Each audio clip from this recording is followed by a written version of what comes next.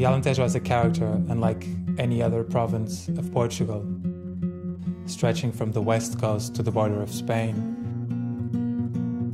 It can be lush, dramatic, and extraordinarily beautiful. The Alentejo has been through an important period of transformation with the Alqueva Dam. The area continues to benefit from infrastructure investments, with plans underway for a second airport just outside Lisbon and a high-speed rail link that will stop at Évora, just 20 minutes from Barrocal.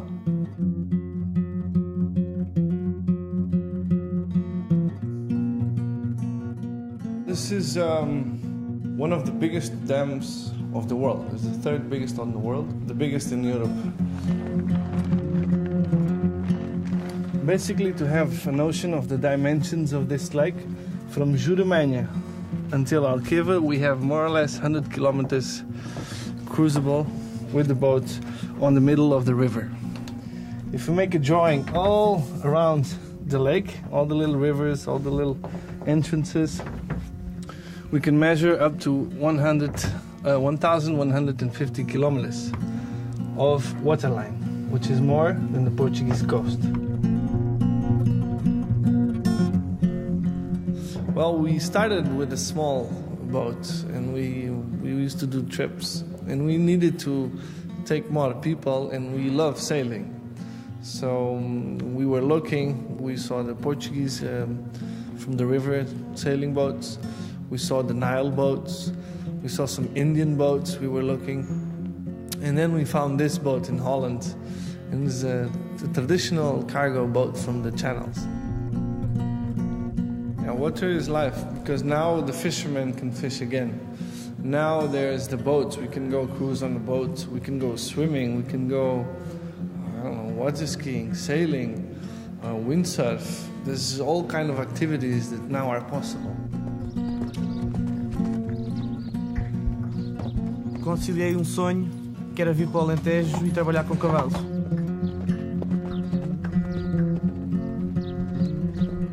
O que me agrada mais é poder ter qualidade de vida, trabalhar no campo.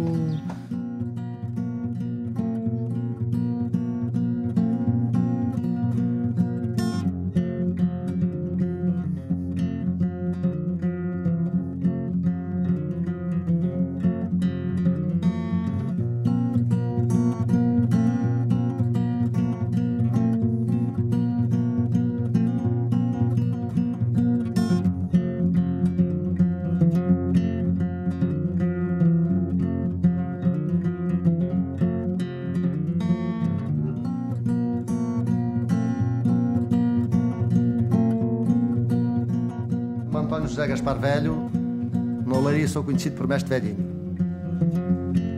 A olaria há 62 anos, comecei com 11 anos e tenho 73 atualmente, faço 74 em setembro.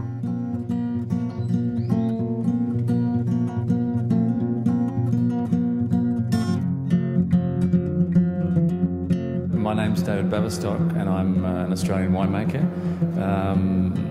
I grew up in Australia, studied winemaking in Australia, worked as a winemaker in Australia, and then I came to Europe to get some vintage experience back in the early 80s.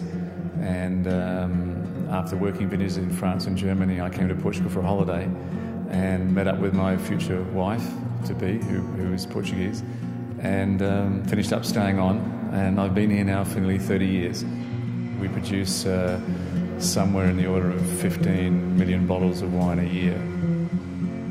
The positive aspects about the Alentejo for growing grapes and making wine have to do with the very consistent climate that we have here. So that means you can make very good wines every year. In the cooler years, we make exceptional wines, and every year we make very good wines, and that's the strength of the Alentejo. Portugal has a lot of indigenous grape varieties. You know, grape varieties that don't exist anywhere else. So there's a flavour profile in Portuguese wines that it's a very positive thing because they're very unique.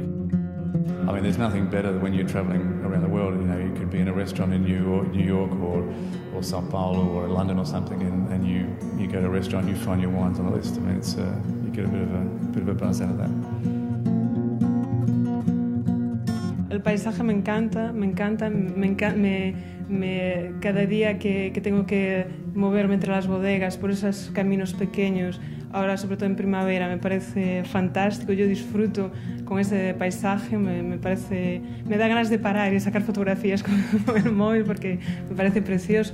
Me gusta mucho la gastronomía, me parece que es una de las gastronomías más ricas de Portugal, porque también tiene mucha diversidad y muchas cosas del campo, trabajan con muchas hierbas aromáticas.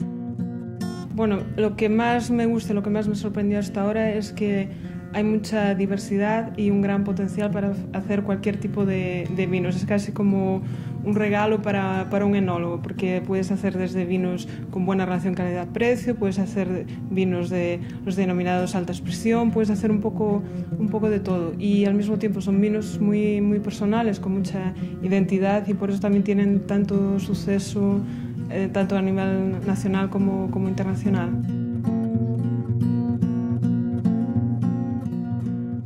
Why people come here is for the peace. It's the peace that you feel when you get here. Easygoing, no rush, no.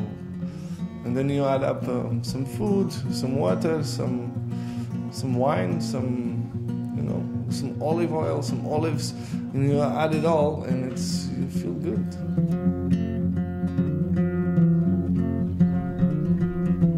I think more people will be drawn to its peace and beauty. The pace of life here won't change, but more people will be able to enjoy it.